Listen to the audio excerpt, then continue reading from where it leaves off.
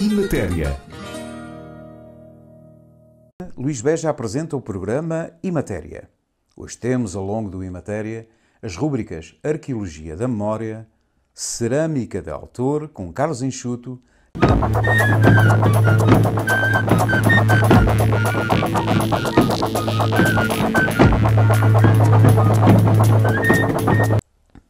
Estamos na rúbrica Arqueologia da Memória. E hoje vamos falar de romarias, tantas romarias que já foram esquecidas ao longo do tempo. Temos aqui uma romaria bem perto de nós, no Santuário Senhor da Pedra, em Óbidos. Esta romaria era feita a 3 de maio, data do registro da descoberta em Jerusalém da Cruz de Cristo, em 326, por Santa Helena, mãe do Imperador Constantino. A romaria, ao local Santuário Senhor da Pedra, tinha o propósito de veneração da antiga cruz de pedra, com a imagem esculpida de Cristo crucificado, exposto no altar-mor da igreja. Vejamos e ouvimos um filme da coletânea de Michel Giacometti, produzido pela RTP, que demonstra o que seria no tempo destas romarias, um pouco por todo o país, nos cortejos, nos louvores a Deus e aos santos, as suas devoções. Vamos ver.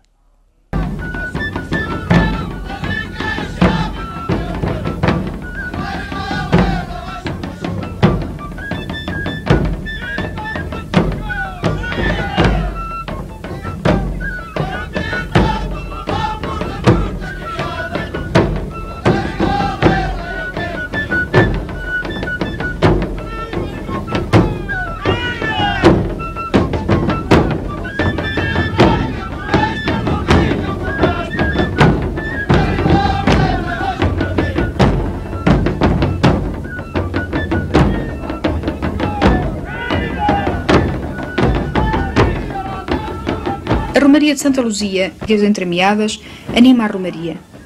A letra de Ao Alto pouco ou nada tem que ver com a devoção que o povo tributa a Santa Luzia.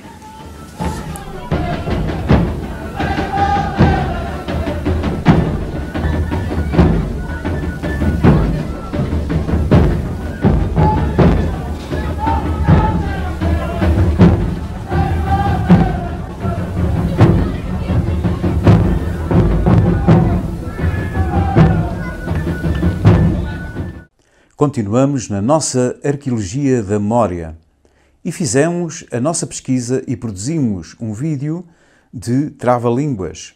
Cuidado com as palavras mal pronunciadas, podemos ficar um pouco embaraçados. Vamos ver.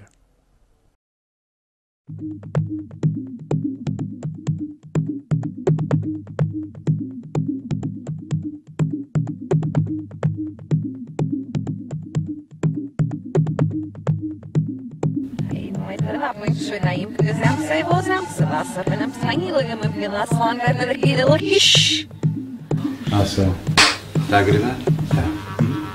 Levanta mais a cabecinha. Ok. O alho bate na couve, a couve bate no alho, o alho caracol e couve, couve, caracol e alho. Baixa aí, vai, ok. Agora diz para aqui sim. O alho bate na couve, a couve bate no alho. Caracol, couve e coisa. Se calhar sempre. Coisa, caracol e alho. O alho bate na couve, a couve bate no alho. Alho, caracol e couve, couve, caracol e alho. Caracol e alho. A couve bate no alho. Alho, caracol e couve, caracol e canca e alho. Bate na couve, a couve bate no alho. Alho, caracol e couve, couve, caracol e alho. O alho bate na couve, a couve bate no alho. O alho, caracol e couve, couve, caracol e alho. Bate no alho, o alho, caracol e couve, couve, caracol e alho. Acabou! Imatéria.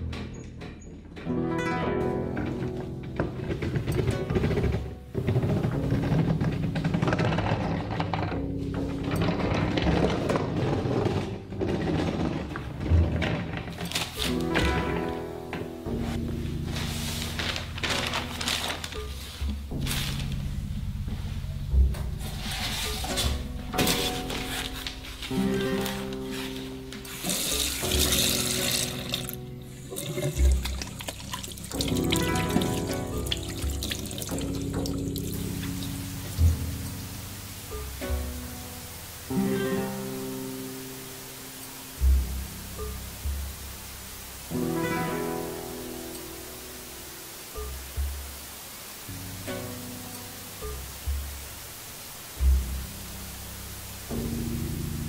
minha cerâmica é uma constante viagem entre o Ocidente e o Oriente, na minha imaginação.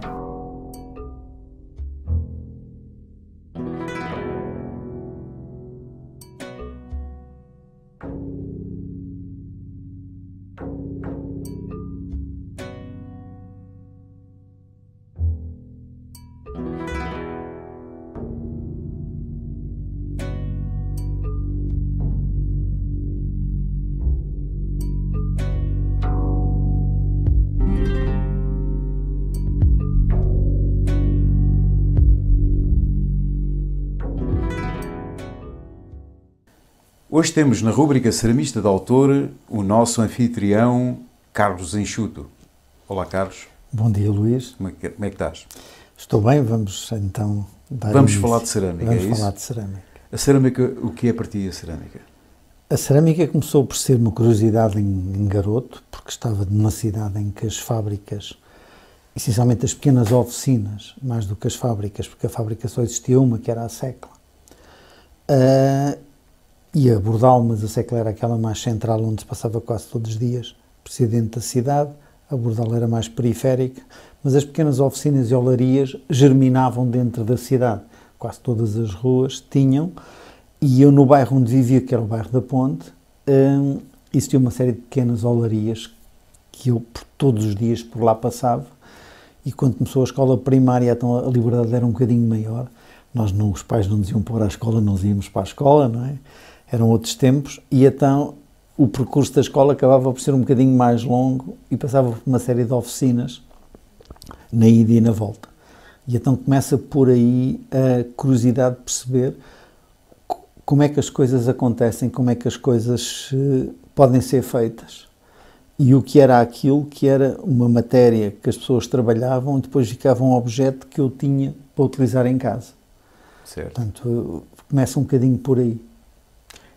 Há uma ligação tua também da cerâmica, digamos, por exemplo, ao mar. Explica lá. Pois, o mar é uma ligação simples, porque eu nasci em julho, os meus pais tinham uma pequena casa na Foz do Orelho, e eu vou para a Foz do Orelho. Minhas primeiras memórias têm a ver com areia e água. Depois tive uma sorte incrível de ter os pés chatos, e então o médico mandou-me andar descalço. Então eu não usava sapatos, portanto, foi das melhores coisas que me podia ter acontecido, estar na Foz do Orelho ao pé do mar e não ter que usar sapatos. Portanto, diariamente andava de calções e passava lá o verão e uma parte do ano. O mar depois é uma paixão ainda maior, porque depois eu começo a praticar caça submarina, como todos os miúdos naquela altura. Mais tarde começo a fazer mergulho de escafandro, e hoje em dia é uma coisa que eu ainda pratico com alguma regularidade. Mas o mar, essencialmente, por aquilo que ele encerra, aquele manto à superfície totalmente, muitas vezes revoltoso, outras vezes totalmente de uma calmia imensa, mas depois quando nós entramos e o outro mundo que lá está em baixo, que na altura, vamos pensar que hoje em dia não havia internet, não havia nada, e a única coisa que havia era as descrições em livros. Nós só conhecemos o mar e a profundidade com o Cousteau, quando ele aparece com os seus documentários, claro. Que também depois aí nos leva mais a querer saber mais sobre o mar e a pensar, a ter outros cuidados com o mar que nós não tínhamos, porque o mar não é finito. Portanto, o mar não é infinito, o mar é finito. Se nós não tratarmos dele, destruímos. E esta questão dos plásticos que hoje em dia aparecem, não é? Os plásticos estão inerentes a uma coisa. Houve um movimento que começou, que é, em algumas cidades na Alemanha, cá também já em algumas cidades, que é o mar começa aqui nas sarjetas. E eu acho que o mar começa ali. Claro. Mas as pessoas não têm essa consciência, nem nunca vão ter. Nós não somos capazes de perceber que o planeta, mesmo quando nós utilizamos o barro, uma coisa simples é que tudo o que nós utilizamos na oficina pode ser reciclado. Claro. Agora, Desculpa, nós estivemos a ver o teu filme antes desta nossa conversa e vemos, de facto, ali que há bocados até de barcos, né, que no fundo tu aproveitas de alguma forma para te adaptas à cerâmica, não é? Sim, essencialmente, quando eu vou passear à praia de inverno, há uma série de peças de madeira e outras peças que arribam, dão à costa. E eu, por sistema, gosto de as guardar e acabam por fazer parte de algo que pode vir a nascer. Pode não ser logo, mas muitas vezes elas, como eu costumo dizer, há uma tigela à espera para cada base. E as bases geralmente vêm do mar, ou seja, fora muito o cuidado que devemos ter com o mar e o prazer que dá imenso de entrar na água e sentir, porque no fundo tu estás a sofrer uma pressão, é como se estivesses, eu costumo dizer que estás aconchegado. Eu não me lembro como é que era estar dentro do útero, mas aquela sensação de estar ali sob pressão é muito agradável. E para mim, não tenho claustrofobia. E muitas vezes aquilo que eu vejo lá dentro são memórias, por exemplo, um coral sobre uma determinada rocha. Acabo por ter essa visão quando ponho uma placa de madeira, um bocado de madeira que arribo à costa e ponho uma tigela em cima, com um celadon. Pronto, e às vezes é difícil dizer às outras pessoas porque aquilo tem aquele significado, porque é que a peça está em cima de um bocado de madeira.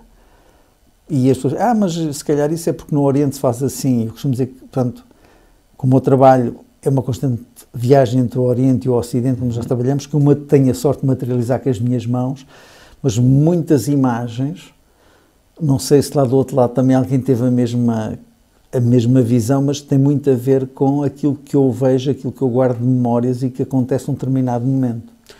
Foste recentemente convidado para, de alguma forma, identificares, porque tu também não é só a questão do ceramista, mas também intitulas também como um escultor, neste caso. E foste, de alguma forma, convidado para fazer uma obra tua, para identificar um bairro, não é? Sim, há um projeto na Junta de Freguesia de Santo Onofre que é identificar alguns bairros com um objeto mais criativo. Neste caso será uma escultura em que tem uma intervenção da parte do ceramista, que uma parte ele trabalha como artista plástico, outra como ceramista. Portanto, o ceramista é sempre uma fusão de várias coisas hoje em dia. Portanto, ele é um ser criativo que domina uma técnica que não é fácil. E isso vai-lhe permitir ter uma expressão plástica diferente. E neste caso, nesta intervenção que vai haver, eu fiquei com a placa, com a escultura que vai identificar o bairro da Ponte. Ela teve como ponto de partida a linha do comboio, portanto que separa as duas partes da cidade. E depois há uma série de peças que vão acontecer, que vão conjugar com esse rasgo, que representa a linha, que representam os ofícios que existiam no bairro, como as antigas forjas, as oficinas de olaria, as carpintarias. A maior parte delas desapareceram, outras estão a voltar aos poucos.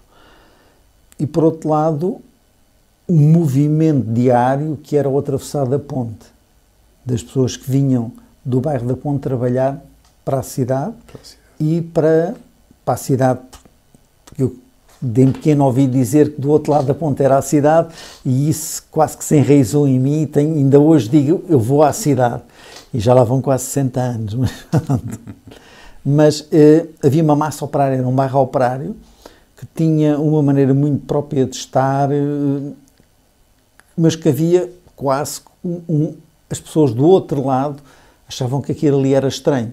Portanto, toda essa história eu vou tentar reproduzir na peça.